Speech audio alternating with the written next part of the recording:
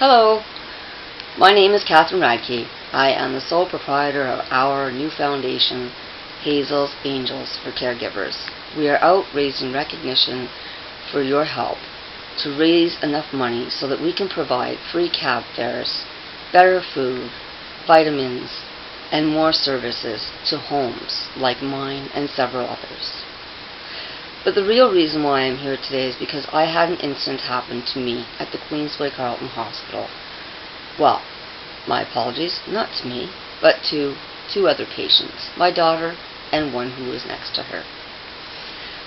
We got to the hospital this morning at Emerge, approximately 7:30, and we waited patiently, as several other patients have, in the emergency room.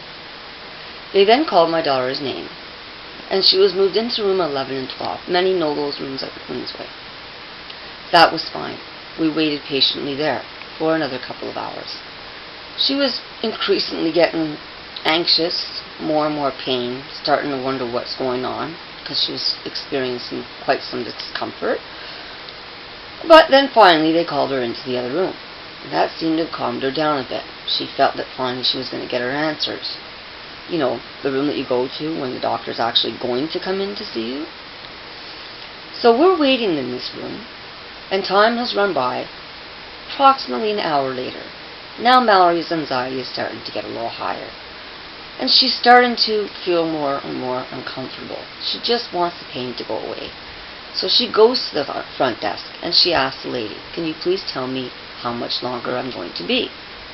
The lady tells her, "You're next, dear." Okay. Mallory can breathe. She goes back in the room and she waits, thinking, okay, it's not going to be much longer. Not true. Another hour goes by. Now I'm watching my daughter break down in the room, in tears. Just wants an answer. Just wants to be able to sit, stand, something. She's feeling so much pressure she can't even get comfortable. So I decide I'm going to go out and I'm going to ask the questions. I'm very well known in hospitals. They probably read a lot of my, stuff online.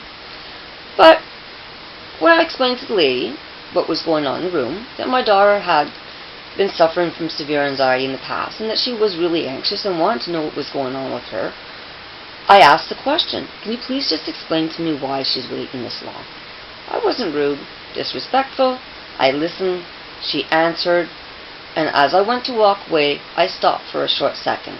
And I looked at her, and I said, "Look, okay, you have patients who have more priority over my daughter. I get that. But sooner or later, my daughter is going to become a priority because she has OCD, and she's very anxious. So if you don't want something to erupt in the hospital and waste more time, I would suggest you bump her to level 1. The nurse looks at me very concerned, immediately grabs her chart, and was about to make the changes, when the other nurse interrupts our conversation because, she probably just doesn't have enough drama in her life, or, she feels the need to have to be the one to bully the caregiver or the one to bully the person who's sick.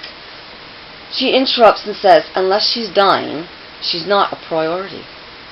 I didn't even want to waste my time talking to a person like that, so I walked away. But of course, knowing that I'm in the hospitals, I don't know how many countless times, I'm not an idiot. If you're dying, I believe you're in ICU or in observe. So don't give me your bull crap that my daughter's waiting 6 hours because there are other priorities above her that could be losing their life. So thank you for your lie. Thank you for your inconsiderate bullying. And thank you for interrupting a conversation that could have gone very well without a glitch. I walked away and I sat in that room and we waited and we waited. Finally, the doctor came in. And I said to the doctor, I apologize for being a little, at times abrupt. Maybe I'm a little angry. I have a little bit of anxiety. But I don't understand why she was brought into a room that made her uncomfortable for that long if you weren't going to see her. I just don't get that. He very politely looked at me and said, "You're right, and that is not a concern that you should have. It is a healthcare concern. Thank you for sharing." Wow. You get so many good people in those hospitals, but that one person can cause such an eruption. I'm not done yet. Wait till you hear. Now the person next to us is so upset. He's been waiting 6 hours. But he has no one. He's got no one. He's sitting by himself in a little room, waiting, waiting, and waiting.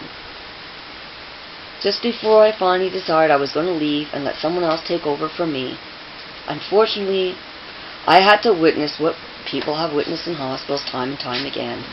I had to witness, excuse me for a moment,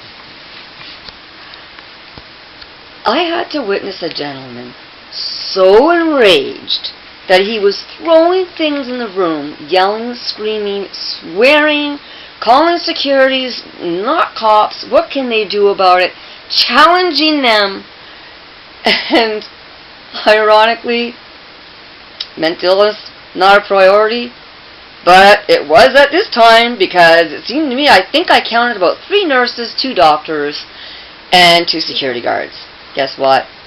He was a priority now, wasn't he? You could have saved yourself so much more time. Shame, shame, shame on the bad seeds that cause so much problems for the people who are only there to get one thing, your care. Shame on you. But thank you, a genuine thank you to the Queensway Carleton, the Civic Hospital, especially the seizure clinic, for all your help, love, and support that you have given to me. The ones who care, those ones. I love you for that. I respect you for that. And I will work on your behalf. But remember, we gotta work together. Never mind the Catherine win. Let's see how we can get this thing to happen together. Let's share our ideas. Let's work with caregivers. Let's work with patients. Let's work with nurses, doctors, everyone. We all matter. We're all in it together. Your kid's gonna get sick too. Wake up. Let's go. Let's do it. 1, 2, 3, go. What changes need to be done in healthcare? What do you think needs to happen? Tell us now, please. Let's go. Let's get this done.